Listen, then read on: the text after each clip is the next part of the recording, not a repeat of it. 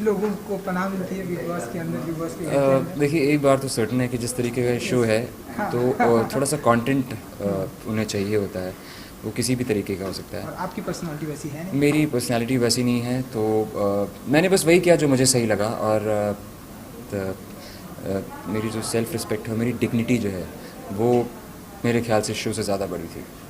तो मैंने उसको इंटैक्ट रखते हुए मैंने सबको नमस्कार किया, प्यार से हग किया और गुड बाय करके यहाँ पर आ गया। चलिए अच्छी बात है, जो कुछ भी होता है अच्छा होता है। एक बिग बॉस ने आपको एक न्यू हेयर स्टाइल, हाँ। एक नया लुक दिया, तो उसके बारे में कुछ बताना चाहो और कब तक इसे आप रखेंगे? मैं देख रहा हूँ बहुत अच्छा लग रहा है, पीछे तक है। ये देखिए ये Yes. मेरा या पीछे जो है इस तरीके से लग रहा है। मैं सिर्फ इतना ही कहूँगा कि ये एक ऐसा चेंज है जो शायद मैं अपने आप अगर करने पे आता तो शायद ज़िंदगी में कभी नहीं करता, और इसीलिए जो आपने देखा होगा कि शिल्पा थोड़ी अपसेट हो गई थी मुझसे, क्योंकि एक एक्टर के लिए उसकी बाल बहुत इंपॉर्टेंट रखते हैं।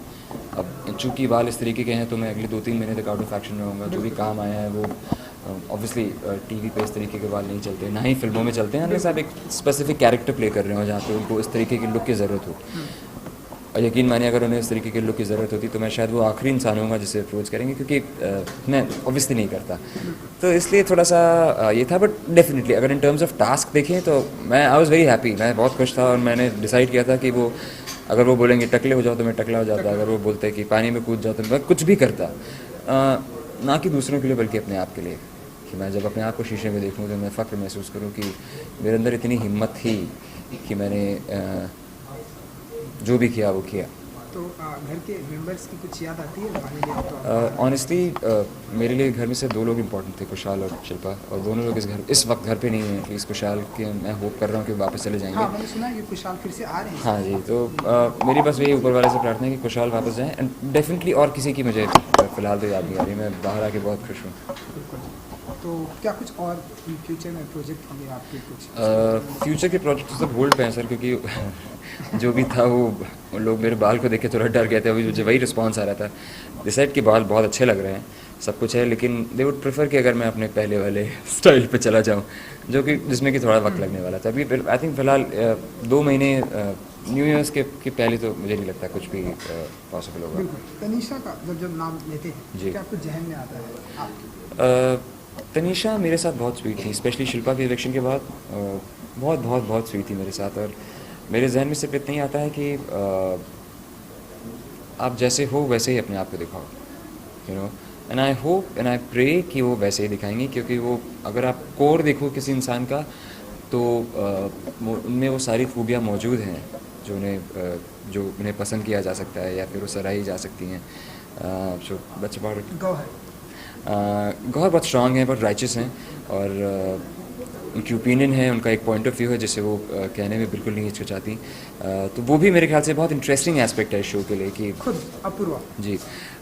मेरा ऑनेस्टली मेरे लिए किसी की ओपिनियन मायने नहीं रखी थी, तो इसीलिए शायद आपने देखा होगा कि मैं हमेशा काम कंपोज रहता था, क्योंकि मुझे उन 12 लोगों से ज़्यादा चिंता थी उन 20 करोड़ लोगों की जो शो को देख रहे थे। और मेरा ये मानना था कि मैं कुछ ऐसा ना करूं कि जब एक भाई अपनी बहन के साथ या माँ अपने बेटे के साथ या पिता एक डॉटर के साथ इस शो को देख रहा हो या अपने बच्चों के साथ देख रहे हो माँ बाप, कि वो एम्बेरस्ड हो जाएं।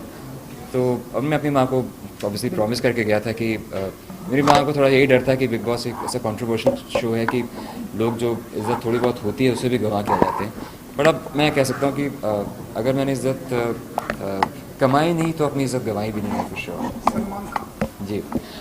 सलमान भाई से आई थिंक ज़्यादा बेहतर इस शो को कोई होस्ट नहीं कर सकता, मेरा ऐसा मानना है। और यकीन मानिए तो आप लोग जो भी 40-45 मिनट शो देखते हैं, इस शो को होस्ट करना वाकई बहुत डिफ़िकल्ट है, बिकॉज़ यहाँ पर सब तरीके के अतरंगी लोग हैं और उनके जवाब अतरंगी होते हैं। बट सलमान भाई का प्रेजेंस ऑफ माइंड जो है कमाल का है, और वो जब उन्हें डांटना होता है तो प्यार से बता भी देते हैं कि आपको क्या करना चाहिए क्या नहीं करना चाहिए, और जब मज़ा करना होता है तो उनसे ज़्यादा मज़ा भी कोई नहीं कर सकता। तो मेरे ख्याल से परफेक्ट होस्ट है सलमान भाई। Finally big boss. Big boss जो हैं वो ऑब्वियसली आका हैं उस घर के, भगवान है उस घर के, और सारे के सारे जो रूल्स हैं वो उन्होंने सेट किए हैं। कुछ चीज़ें मेरे ख्याल से थोड़ी सी कंट्रोवर्शियल रही हैं उनके रूल्स की, जो उनके डिसीजंस हुए हैं उनकी, but that is a part of the show, वो शो का नेचर है। तो तो आपके अनुसार कुछ चेंजेस आना चाहिए बिग बॉस की वजह से, बिकॉज आप भी आ रहे हैं आए हैं चेंजेस मैं आई थिंक कोई नहीं होता, एज ए कंटेस्टेंट मैं नहीं कह सकता, सब लोग अपने पॉइंट ऑफ व्यू से बोलते हैं। और मेरा सिर्फ इतना एक छोटा सा सजेशन है कि उस घर में किसी को कभी भी ऐसा नहीं लगना चाहिए कि उनके साथ पक्षपात हो रहा है, क्योंकि अगर उनको ऐसा लगता है दैट मीन्स कहीं ना कहीं कुछ ना कुछ कमी ज़रूर है। एक आखिरी सवाल चलते चलते, बिग बॉस के घर से ही आप आए हैं तो सवाल है कि इतने टाइम से आप अंदर थे, क्या मानते हैं कि कौन बिग बॉस 7 साल का विनर होगा आपके अनुसार? कौन अगर होना चाहिए? अगर अगर कुशाल गए तो मैं कुशाल का नाम लेना चाहूँगा। अगर वो गए, बट मेरा जो दूसरा नाम है वो हमेशा काम्या होता है। तो काम्या मुझे लगता है स्ट्रॉन्ग कंटेंडर है टाइटल के। एनी पर्टिकुलर रीजन कुशाल या काम? कुशाल की सबसे बड़ी खूबी ये है कि वो जैसे हैं वैसे हैं, और वो बिल्कुल प्रिटेंशियस नहीं है, वो बिल्कुल एक्ट नहीं कर रहे, वो कुछ और बनने की कोशिश नहीं कर रहे, कुछ और दिखाने की कोशिश नहीं कर रहे। वो उनका मेरे ख्याल से जहाँ तक मैं उन्हें समझता हूँ तो दर्शकों को इंडायरेक्टली बता रहे हैं कि अगर मैं मेरे अंदर खामियां हैं, मेरे अंदर मेरे प्लस पॉइंट्स हैं, अगर आप मुझे एक्सेप्ट करना चाहते हैं तो मेरे प्लस पॉइंट्स और मेरी खामियों के साथ एक्सेप्ट कीजिए, जो मुझे लगता है बहुत अच्छी क्वालिटी है। वो बहुत ज़्यादा ऐसा नहीं कर रहे कि चलो मैं हर वक्त बिना बात के गालियाँ दे रहे हैं या बिना बात के लोगों को सुना रहे हैं, ऐसा नहीं है। काम्या इसलिए क्योंकि काम्या के अंदर एक बहुत परफेक्ट कॉम्बिनेशन है। काम्या एग्रेसिव भी हो सकती हैं, काम्या करेक्ट चीज़ के लिए खड़ी भी हो सकती हैं, अपनी ओपिनियन भी दे सकती हैं बहुत स्टर्न होके। तो ये दोनों नाम मेरे जहन में आते हैं।